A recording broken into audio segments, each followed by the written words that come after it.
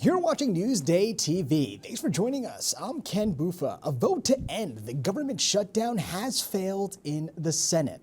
Democrats want health care funding included in the bill, while Republicans oppose adding it in. About 750,000 federal workers could be furloughed as a result. Some may even be fired. In just a moment, we'll hear more from Sherry Einhorn on how this impacts Long Island. And the driver is facing DWI charges after allegedly crashing onto the LIRR tracks is the former president of Adelphi University. In fact, you're looking at the scene in Garden City Tuesday night. Now, police say Christine Reardon hit two vehicles before driving onto the tracks and hitting the third rail. Luckily, no one was hurt. And lawyers for the 60-year-old say they believe it was a car malfunction. University officials say that the matter is unrelated to the university and will not be making further comments. And Nassau police identified a homicide victim whose body was found back in the 80s.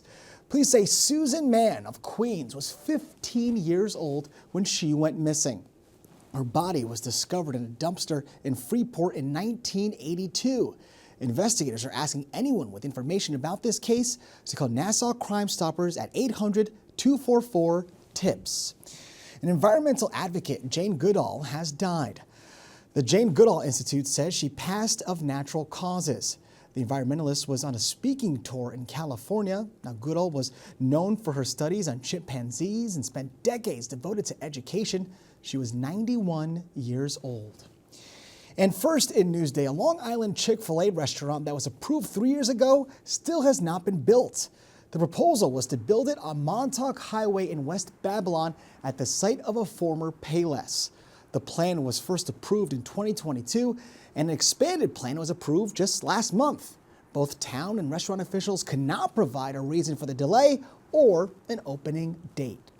All right, let's take a quick look at tomorrow's weather. It was a beautiful day today, and it looks like we'll have more of the same tomorrow. Temps in the mid-60s. Going to be a little cool in the morning, temps around 50s, but of course we'll have that 7-day forecast for you later in the broadcast.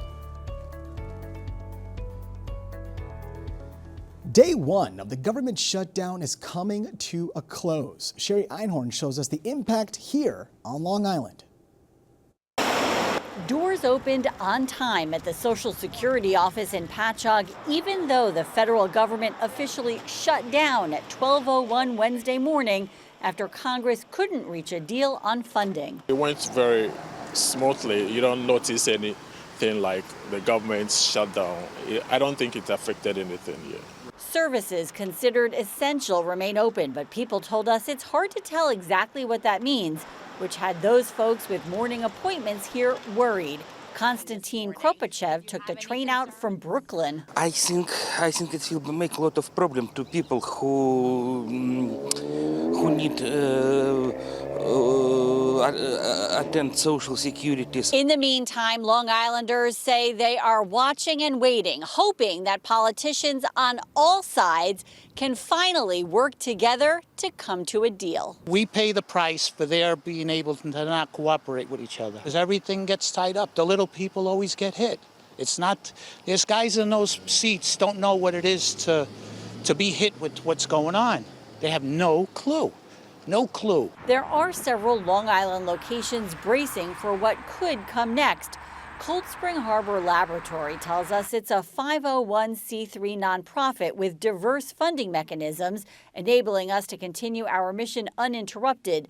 The length of a government shutdown will ultimately determine the impact to future operations, but it is too soon to predict the effects. Brookhaven National Lab seemed to be open and operating. Much of its funding comes from the Department of Energy.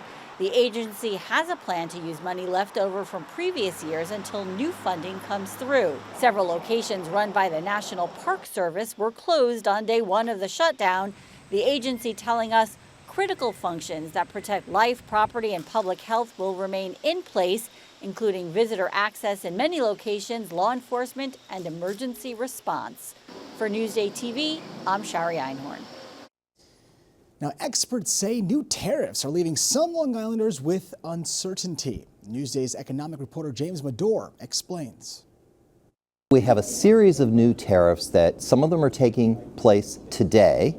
Those concern a 100% tariff on patented and branded prescription drugs if their manufacturer isn't opening a factory in the United States. Also coming today is a new tariff on heavy-duty trucks of 25%. Coming on October 14th, we have a 10% tariff on imported timber and a 25% tariff on kitchen cabinets, bathroom vanities, and upholstered furniture.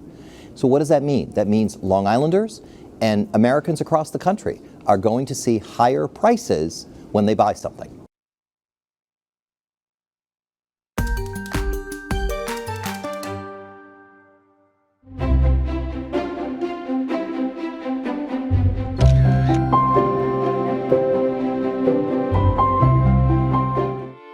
January 25th, 1990, Newsday photographers get the call. A commercial plane has crashed on the North Shore. I grabbed my extra gear that I needed. My wife drove, and I'm assembling stuff and loading cameras and things on the way. All the emergency vehicles were just piling in there at just incredible speeds. Avianca Flight 52 was coming from Bogota, Colombia, and attempting to land at JFK, but rain forced flights into a holding pattern. Following a missed attempt to land and complications from a language barrier between the flight crew and air traffic control, the plane ran out of fuel and crashed here on Tennis Court Road in Cove Neck. The plane just came down silently. No engines, no whining sound, nothing, and it just whacked the side of the hill, and you could see it resting on the side of the hill. I was expecting fire. There was no fire. There was no smell of fuel. There was nothing like that. It was just like this thing had been dropped from the sky and just cracked. Photographers captured the moments as rescue and recovery efforts unfolded. It was very surreal. It was just, everything kind of goes in slow motion. You're trying to get images out as quickly as possible. And in those days too, you don't know what you're getting. What really left a big impression on me was the amount of bodies. They had the spotlights, so the rain was backlit. So it was kind of an eerie scene as the police and the rescue people carried the body bags. 73 people were killed, but incredibly, more than half of the 158 on board survived, including several children. It's nice to see somebody alive come out with a small baby and carry them across like that. It's a very heartening feeling. Sometimes you just want to stop and look at it and not take pictures. But you have to force yourself to do it because they're going to be gone. If you see it, it's gone. The Avianca plane crash led to several changes in the aviation industry, including fuel management practices and communication standards. If there was an accident, you have to expose that there was an accident. When it's something like this where a lot of things went wrong, you have to stop those things from happening again. And that's what our job is. Unforgettable photos of an unbelievable tragedy. Newsday was named a Pulitzer Prize finalist for its photography of the Avianca crash site. Reporting for Newsday TV, I'm Macy Egeland.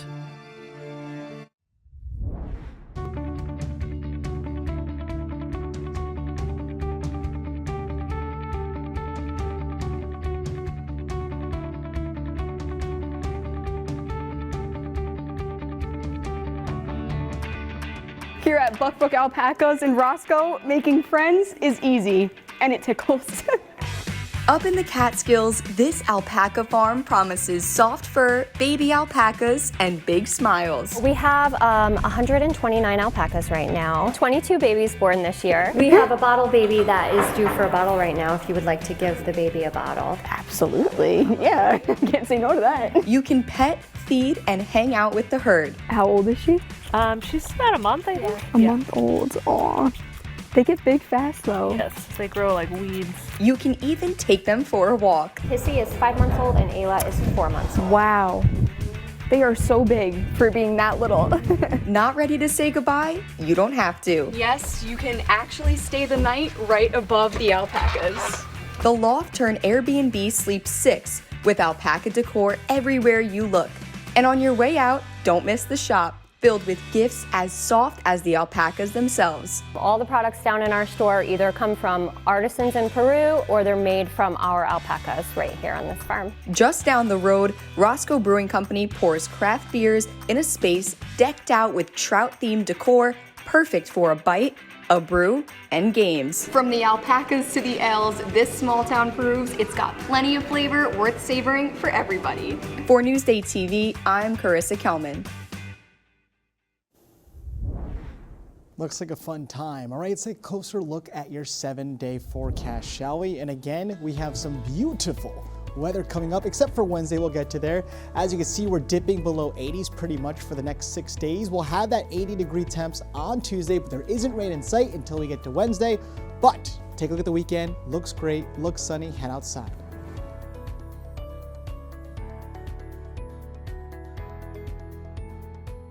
Long Island weather is brought to you by PTRC.